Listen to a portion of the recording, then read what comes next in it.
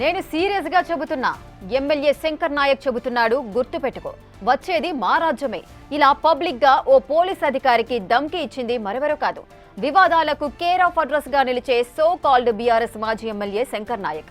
తాను మాజీ ఎమ్మెల్యే అన్న సంగతి బహుశా ఆయనకు గుర్తులేదా, లేక ప్రజల తీర్పును కూడా పక్కన పెట్టేసి ఇప్పటికీ తానే ఎమ్మెల్యే అని ఫీల్ అవుతున్నాడా అన్నది ఇప్పుడు $1 మిలియన్ క్వశ్చన్. అంతేకాదు, సదరు పోలీస్ అధికారితో బండబూతులు మాట్లాడుతూ వార్నింగ్ ఇవ్వడం మరోసారి శంకర్ నాయక్ తీరును తెలిపింది.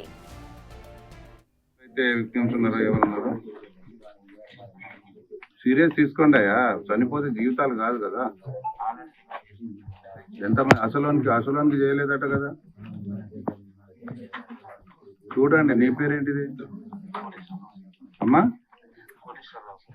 సర్వరా కోటేశ్వరరావు గారు, సీరియస్ తీసుకోండి. ఇది నీకు మంచి కేసు. ఇది నీకు అసలుని వదిలిపెట్టినట. మీరు వదిలిపెట్టినా మేము వదిలిపెట్టాం. వచ్చేది మా రాజ్యమే, గుర్తుపెట్టుకోండి. నేను సీరియస్ చెప్తున్నా. శంకర్ నాయక్ చెప్తున్నాడు, ఎమ్మెల్యే శంకర్ నాయక్ చెప్తున్నాడు, సీరియస్ తీసుకోండి.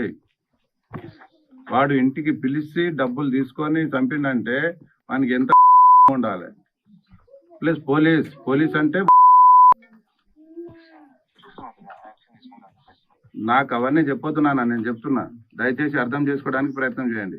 నేను డిఎస్పీ గారికి కూడా చెప్పిన, రిజల్ట్ లేకుంటే మాత్రం చాలా తీవ్ర పరిణామాలు ఉంటాయి.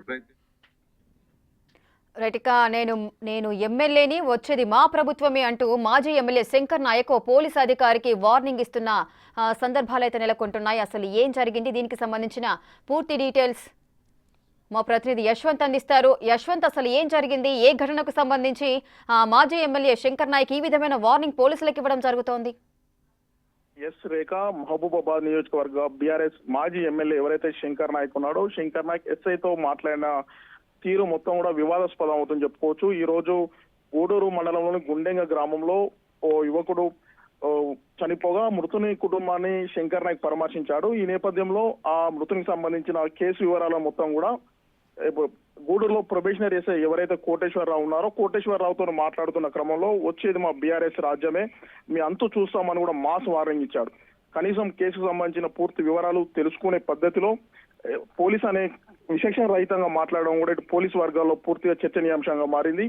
మొత్తానికి గతంలో కూడా శంకర్ నాయక్ ఐఏఎస్ అధికారితో దురుసుగా ప్రవర్తించి, ఐఏఎస్ నుంచి కింది స్థాయి అధికారితో కూడా దురుసుగా వ్యవహరించడం నియోజకవర్గ ప్రజలందరికీ తెలిసిందే. నిత్యం అధికారులతో పాటు స్థానిక నాయకులతో కూడా దురుసుగా వ్యవహరిస్తాడనే ఆరోపణ కూడా శంకర్ నాయక్ పై ఉన్న నేపథ్యంలో కనీసం బీఆర్ఎస్ ప్రభుత్వం పోయాక, ఎమ్మెల్యే పదవి పోయాక కూడా నేనే ఎమ్మెల్యే అని కూడా ఫోన్ చేసిన మాట్లాడిన విధానం కూడా మొత్తం జిల్లాలో తీవ్ర చర్చనీయాంశం అవుతుంది. కనీసం ఎస్ఐ, ప్రొబేషనరీ ఎస్ఐని కూడా వాల్యూ ఇవ్వకుండా మీ అంతు చూస్తాం, వచ్చేది మా రాజ్యం అని పదే చెప్పడం, కొన్ని బూతి మాటలు కూడా మాట్లాడడం కూడా ఇప్పుడు శంకర్ నాయక్ వివాదం కేరాఫ్ గా మారింది.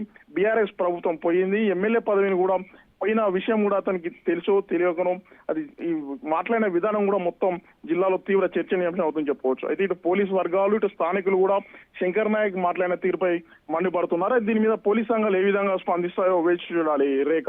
Right, thank you Yashwant, thanks for the details.